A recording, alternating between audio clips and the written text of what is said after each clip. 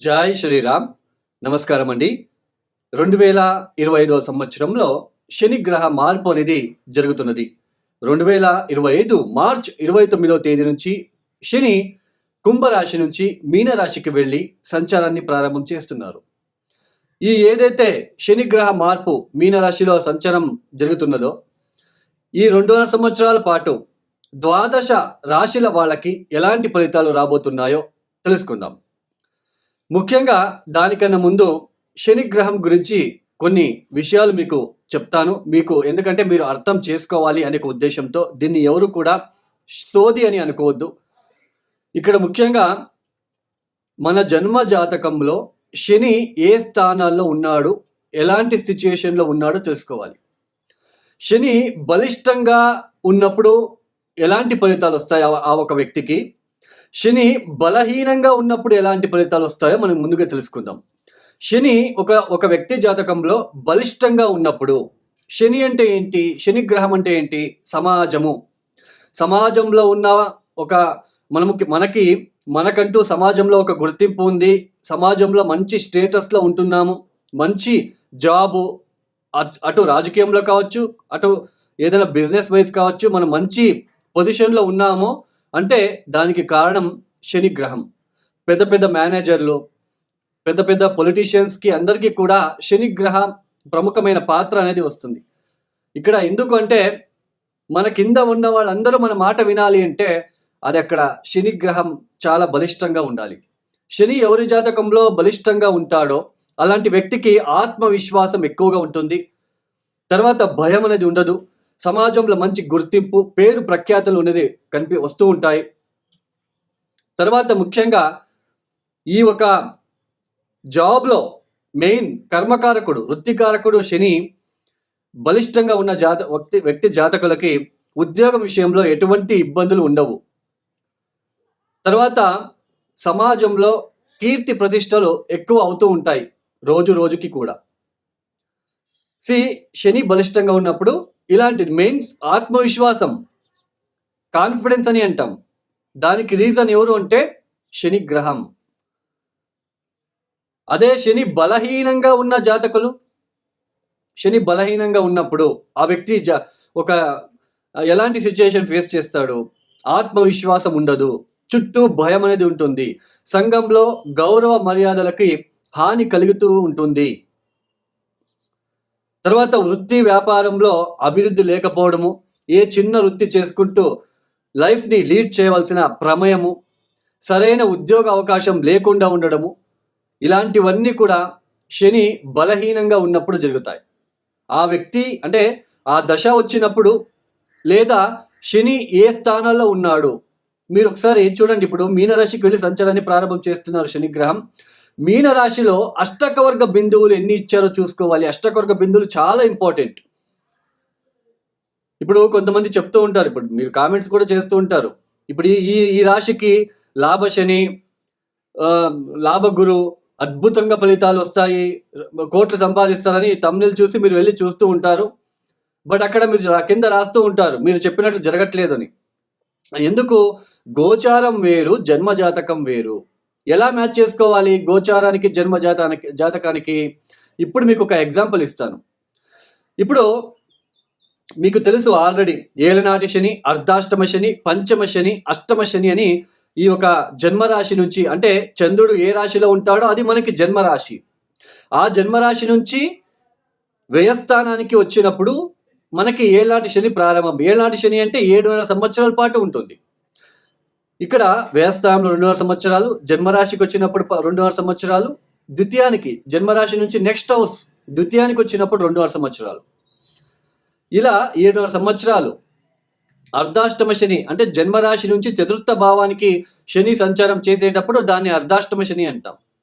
పంచమ శని చంద్రుడున్న రాశి నుంచి పంచమ స్థానానికి వచ్చినప్పుడు దాన్ని పంచమ శని అంటాం. ఇలాంటి ఒక సిచ్యుయేషన్ ఉన్నప్పుడు ఇప్పుడు మీకు మీనరాశికి వెళ్ళి శని సంచారం ప్రారంభం చేస్తున్నారు. మీ జాతకంలో మీనరాశిలో శని ఎన్ని అష్టకవర్గ బిందులు ఇచ్చారో చూసుకోవాలి. ఏ 0, 1, 2, 3 ఇచ్చి ఉంటే ఆ ఒక ప్లేస్లో శనికి అక్కడ బలహీనపడ్డాడు అని అర్థం. బలహీనపడినప్పుడు ఆయన ఇబ్బందులు పెడుతూనే ఉంటాడు. ఈవెన్ ఏళ్నాటి శని, అర్ధాష్టమ శని కూడా. ఈవెన్ లాభస్థానానికి వచ్చినప్పుడు కూడా అష్టకవర్గ బిందువులు చాలా ఇంపార్టెంట్. ఇప్పుడు మీనరాశిలో పుట్టిన ఒక వ్యక్తి ఉన్నాడు. ఇప్పుడు మీనరాశికి ఏళ్నాటి శని ప్రారంభమైంది. ఇప్పుడు జన్మరాశికి శని వస్తున్నాడు. ఇప్పుడు గనక మీనరాశిలో పుట్టిన ఏదైనా జాతకులకి శని మహాదశనే జరుగుతూ ఉంటే ఒకవేళ చంద్ర మహాదశ జరుగుతూ ఉంటే వాళ్ళకి ఇది తీవ్రమైన కష్టాలకి గురి చేస్తుంది. అంటే తీవ్రమైన కష్టాలు, బాధ ఎక్కువ అవుతూ ఉంటాయి. అర్థమైంది కదా? గోచారము మనకి జన్మజాతకం ఎలా మ్యాచ్ చేసుకోవాలో, ఒక స్థానం నుంచి ఒక స్థానానికి ఒక ప్లానెట్ వెళ్తున్నప్పుడు ఆ స్థానం ఎన్నో రాశి అవుతుంది, ఎన్నో లగ్నం నుంచి ఎన్నో రాశి అవుతుంది, ఆ స్థానానికి అష్టకవర్గ బిందులు ఎన్ని ఇచ్చారో చూసుకోవాలి. అష్టకవర్గ బిందులు చాలా ఇంపార్టెంట్. తర్వాత ఇప్పుడు శని మీనరాశికి వెళ్తున్నాడు, సంచారాన్ని ప్రారంభం చేస్తున్నారు. అక్కడ శనికి శత్రుగ్రహాలు ఏమైనా ఉన్నారా చూసుకోవాలి. శనికి శత్రుగ్రహాలు ఎవరెవరు? సూర్య, కుజ, కేతు అక్కడ ఏమైనా ఉన్నారా చూసుకోవాలి. ఏళ్నాటి శని, అర్ధాష్టమ శని, పంచమ శని జరిగేటప్పుడు ఒక్కొక్క ఇంటికి వచ్చినప్పుడు ఒక్కొక్కలాగా ఫలితాలు. పంచమ శని అంటే పంచమానికి వచ్చినప్పుడు దాన్ని పంచమ శని అంటాం.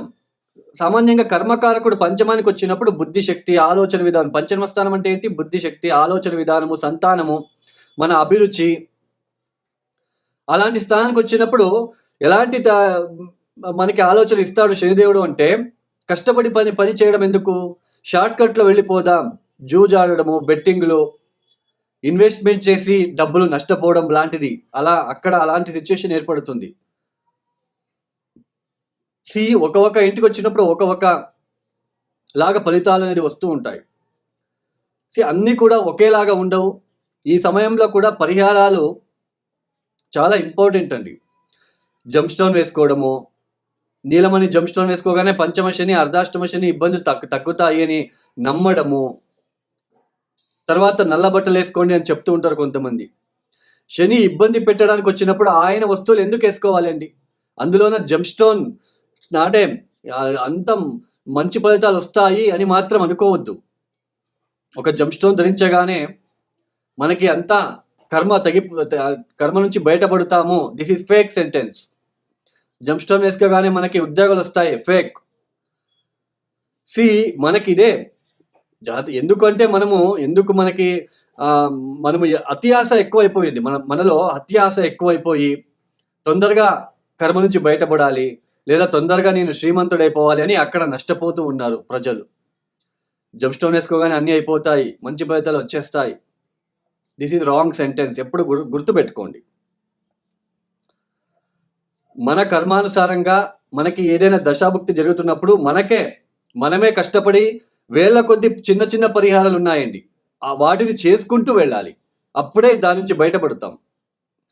సరే, ద్వాదశ రాశుల వాళ్ళకి ఎలా ఉంటుంది, ఎలాంటి ఫలితాలు వస్తాయో మనము ఒక్కొక్కటే ఇండివిజువల్గా తెలుసుకుంటూ వెళ్తాం. ఇక కుంభరాశి వాళ్ళకి ఈ 2025 సంవత్సరంలో మార్చి మాసంలో మారబోతున్న శని వలన ఎలాంటి ఫలితాలు రాబోతున్నాయో తెలుసుకుందాం. ఆల్రెడీ కుంభరాశి వాళ్ళకి ఈ ఏళ్నాటి శని ప్రారంభమై 5 సంవత్సరాలు అయ్యింది. అందులోనే ఇప్పుడు జన్మరాశిలో శని సంచారం జరుగుతున్నది. అయితే 2025 మార్చి నుంచి జన్మరాశిని వదిలి ద్వితీయ స్థానానికి వెళ్ళి సంచారాన్ని చేయబోతున్నారు. సామాన్యంగా ఏళ్నాటి శనిలో 7 సంవత్సరాలు అంటే జన్మరాశి నుంచి వెనకిళ్ళు అంటే 12వ స్థానానికి వచ్చినప్పుడే ఈ ఒక ఏళ్నాటి శని ప్రారంభమని అర్థం. ఈ 12వ స్థానంలో ఉన్నప్పుడు శని సంచారం చేసేటప్పుడు ఒకలాగా ఫలితాలు, జన్మరాశికి వచ్చినప్పుడు ఒకలాగా ఫలితాలు, ద్వితీయానికి వచ్చినప్పుడు ఒకలాగా ఫలితాలు. అందులోన ఈ కుంభరాశిలో పుట్టిన వాళ్ళందరికీ కూడా ఈ ఏళ్నాటి శని ఇబ్బంది పెట్టింది అని మీరు అనుకుంటే అది రాంగ్ అండి. ఎవరికి ఎక్కువ ఇబ్బందులు, ఎవరికి తక్కువ ఇబ్బందులు మనకి ఇక్కడ తెలుసుకోవచ్చు. ఎవరికి ఎక్కువ ఇబ్బందులు ఫేస్ చేసి ఉంటారంటే, ఎవరికైతే శని మహాదశ, చంద్ర మహాదశ జరుగుతూ ఉంటే వాళ్ళకి ఎక్కువ ఇబ్బందులు మీరు ఫేస్ చేసి ఉంటారు. సామాన్యంగా జన్మరాశికి శని వచ్చినప్పుడు జన్మ శని అని అంటాం. ఈ జన్మ శని సమయంలో ఎలాంటి ఫలితాలు మనం ఫేస్ చేసి ఉంటామంటే, అపవాదాలు, అవమానాలు, మనం చేయని తప్పుకి అపవాదాలు మన మీద వచ్చి ఉంటుంది ఈ సమయంలో. ఏదైనా సర్జరీ లాంటిది కూడా జరిగి ఉండే ఆస్కారాలు. అది డిపెండ్స్ ఆన్ అష్టకవర్గ బిందువులు, తర్వాత దశాభుక్తి. తర్వాత శారీరకంగా బద్ధకము, ఉద్యోగం వదిలేసి ఇంట్లో కూర్చొని ఉండిపోవడము, లేజీగా ఉండడము, బ్యాడ్ హ్యాబిట్స్‌కి గురి అవ్వడము, భార్యాభర్తల మధ్య అంటే కలహాలు, ఇలాంటివన్నీ ఎక్కువగా మీరు ఫేస్ చేసి ఉంటారు. బట్ ఏ వ్యక్తి ఎక్కువగా ఇలాంటివి చాలా బాధపడి ఉంటారు అంటే, ఎవరికైతే శని మహాదశ, చంద్ర మహాదశ జరుగుతూ ఉంటుందో వాళ్ళు ఎక్కువ ఈ నెగెటివ్ ఇంపాక్ట్‌ని మీరు ఫేస్ చేస్తూ ఉంటారు. అయితే జన్మరాశిలో శని సంచారం ముక్తాయం అంటే క్లోజ్ అవుతున్నది ఇక మీద. ఈ మార్చ్ మాసం నుంచి అంటే మార్చ్ ఎండింగ్ నుంచి మీకు ద్వితీయ స్థానానికి వెళ్ళి సంచారం చేయబోతున్నారు. ఇప్పుడు ఎలాంటి ఫలితాలు? ద్వితీయ స్థానంలో శని అనగానే మనం చెప్పేయచ్చు జనరల్‌గా.